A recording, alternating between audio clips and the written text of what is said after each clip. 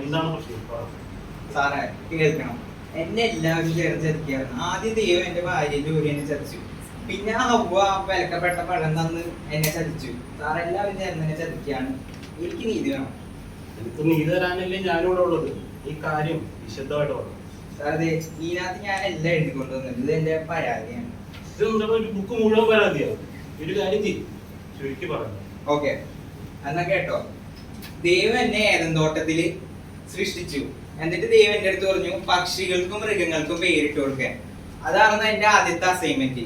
അത് കഴിഞ്ഞ് ഞാൻ പക്ഷികൾക്കും മൃഗങ്ങൾക്കൊക്കെ പേരൊക്കെ ഇട്ട് കൊടുത്ത് ഞാനിങ്ങനെ മാറ്റിയെടുത്ത് പിന്നെ വേറെ എന്തൊക്കെയാണ് പേരൊക്കെ ഇടാന്ന് പറഞ്ഞ് ഞാൻ ഇങ്ങനെ ആലോചിച്ചിരിക്കുന്ന സമയത്താണ് ദൈവം എന്നെ കണ്ടത്.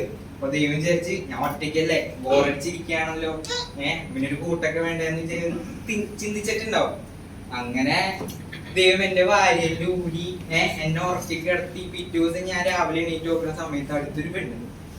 അങ്ങനെ ഞാൻ അവൾക്ക് പേരിട്ട് കൊടുത്തു നാരിയെന്ന്.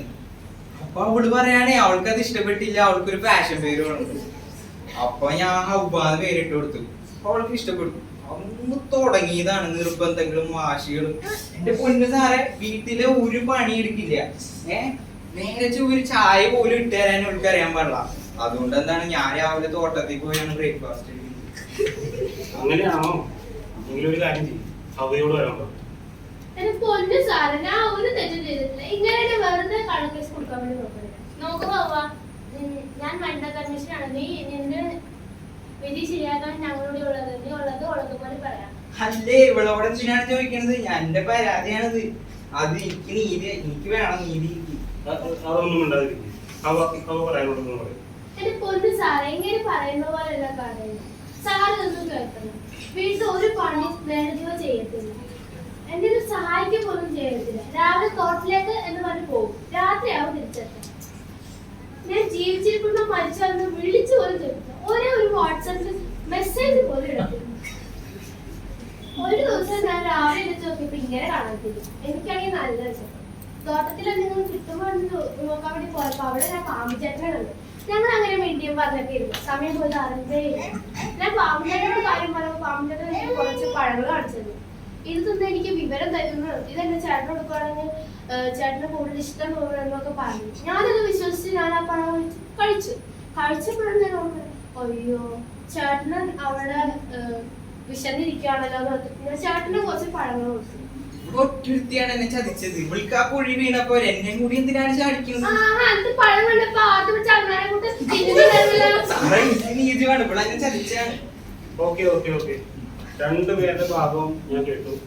ഇപ്പോ ഞാൻ എഴുതിയിരിക്കുന്ന വിധി ഇപ്പോ വായിക്കാം. നിങ്ങൾ രണ്ടുപേരും പരസ്പരം കുറ്റപ്പെടുത്താൻ പാടില്ല. കാരണം നിങ്ങൾ രണ്ടുപേരും ഒരുപോലെ കുറ്റക്കാരാണ്. പാമ്പ് തോട്ടത്തിൽ കാരണം നീയാണ്. നിന്നെ തോട്ടമാക്കാൻ ഏൽപ്പിച്ച ഒരു നീ നന്നായി ചെയ്തില്ല. അതുകൊണ്ട് ദൈവം നിന്നെ എടുത്ത് ഭൂമിയെ ശപിച്ചു. നീ അതിൽ അധ്വാനിച്ചിരിക്കണം. നിലത്ത് മുള്ളും പറക്കാരെയും മുളയ്ക്കും. നീ മരിക്കുന്നത് വരെ മുഴുത്ത വേർപ്പോടെ ഉപജീവനം കഴിക്കണമെന്ന് ദൈവം കൽപ്പിക്കുന്നു. ഇനി ഹവ്വയോട്, നീ ദൈവത്തിന്റെ കൽപ്പന അനുസരിക്കാതെ പാമ്പ് പറഞ്ഞത് കേട്ടതുകൊണ്ട് ദൈവം നിനക്ക് കഷ്ടവും ഗർഭധാരണവും ഏറ്റവും വർദ്ധിക്കും. നീ വേദനയോടെ മക്കളെ പ്രസവിക്കും. നിന്റെ ആഗ്രഹം നിന്റെ ഭർത്താവിനോടാകും. അവൻ നിന്നെ ഭരിക്കുമെന്ന് ദൈവം കൽപ്പിക്കുന്നു. അതുകൊണ്ട് രണ്ടുപേരും ഇനിയുള്ള കാലം പരസ്പരം സ്നേഹിച്ചു കഴിഞ്ഞാൽ നിങ്ങൾക്ക് ഡിവോഴ്സ് തരാൻ പറ്റിയ കാരണമൊന്നും ഇവിടെ ഞാൻ കാണുന്നില്ല.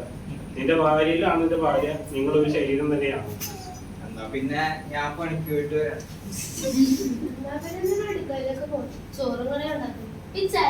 ഇത് ചിക്കൻ വേണോ അതോ മീൻ വേണോ? ചക്കരക്ക് ഇഷ്ടമുണ്ടായി പോയിട്ട്